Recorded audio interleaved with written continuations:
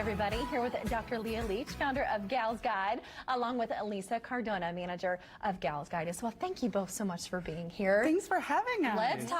Let's start off with, of course, this women's library is what we're talking about today, but some new developments. We have brand new developments. Yes. We actually found a location. So we are going to be in Nickel Plate Arts. We are going to be one of their studio artists. And so we're going to be able to have the Women's History Library open for more than just a month. Yes. We're actually going to be able to have it open for 3 months. For 3 months, but you want to keep it open as long as possible. Yeah. Right. So tell me about that. What do people need to know to maybe help you out a little bit? Exactly. The best thing to do is go to galsguide.org. Okay. There are lots of different ways to help. We do have a crowdfunder going on right now, which is on I Fund Women. Okay. Where you can donate and get wonderful perks too. So you get some bang for your buck, and you also get to help a really good cause. A really good cause. Let's talk about the good cause.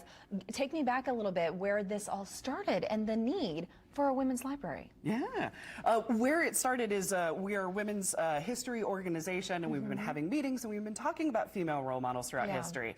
And as we were going into schools to do school outreach, and as we were doing podcasts, we started running into these kind of like dead ends where books that are completely out of print, we couldn't find copies of them anywhere. Letters of history were already gone. Here. Yes, that is the front room of my house right now, hence why we need a location, and we just got one. But these materials were being lost, and so we looked at who's preserving them. And it turns out there is not a single library in this country that is dedicated to women's history. And obviously very important. Talk to me about the importance of having something like this. Well, for example, one of the books that we have on display here about Conchita Citron, she was a bullfighter, had quite an extraordinary life. But when Leah was going to feature her on a podcast, books were out of print.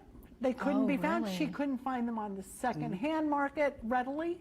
Eventually, obviously, we did get a copy, but these things and these stories are they're being lost. And something has to be done to try to preserve those so we can learn and be inspired. And I think that in our age of technology, there is still something about that paperback book, right? There is. That hard copy book and really learning from something you can physically have in your hands. Well, and these books, well, like the Conchita Citron, yeah, tell me what you have over here. It's not been digitized yet. So a lot of these things have not been digitized. Once we can get them, then we can start hopefully getting them digitized It starts and making with them the paper. available. It starts with the paper. Let's run through some of these, because obviously these are some that come to mind for you, perhaps more prominent women. Who do we have? Exactly. Featured over here? We have Hedy Lamarr. She is actually the inventor of Wi-Fi, believe it or not, something that you use every single day. Yeah. She's also most famous, though, as being a Hollywood actress. The Oscars were last night. Okay. So most people know about her acting, but not necessarily her inventing. I did not know that. We have a book on Madam C.J. Walker, Indianapolis, absolute favorite. Yeah. Conchita Citron, which is who Lisa was just talking about. Michelle Obama's Becoming. She has a wonderful book. It's actually one of the top-selling biographies now. Might be being very close to all time. It's definitely #1 of 2019. Sister Rosetta Tharpe is actually the inventor of rock and roll. Highly contended, but this book will definitely prove it to you with glorious dates to be able to back it up. And then Carrie Fisher and like Ruth Bader Ginsburg are two of my favorites and role models. So it's a small sampling. We have like 1,500 books. 1,500. And we're just starting. Is this space big enough? For 1,500 books, yes. Right. But we are growing exponentially, and we know that eventually we will grow out of this space.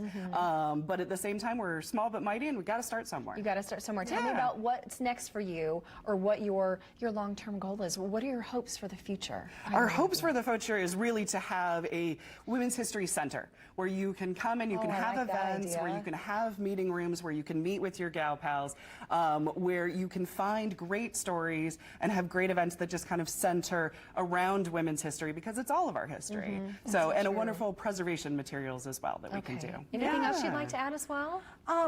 I think that the nice thing about this is that folks are going to be able to learn more about women in history, stories that, I mean, had you ever heard of Conchita Citron? No. Did you know Hedy Lamarr invented Wi-Fi? No. Exactly. That's why. Things that are important too in this life, especially for women. Okay, let's give that website again. Galsguide. Galsguide.org. Yes, we are a non-for-profit organization. So any donations are totally tax deductible, all that kind of good stuff. Oh, fantastic. Okay, we'll put that link on indiestyle.tv. Ladies, thank you so much. Thank you. And good luck. Thank you. All right, Tracy.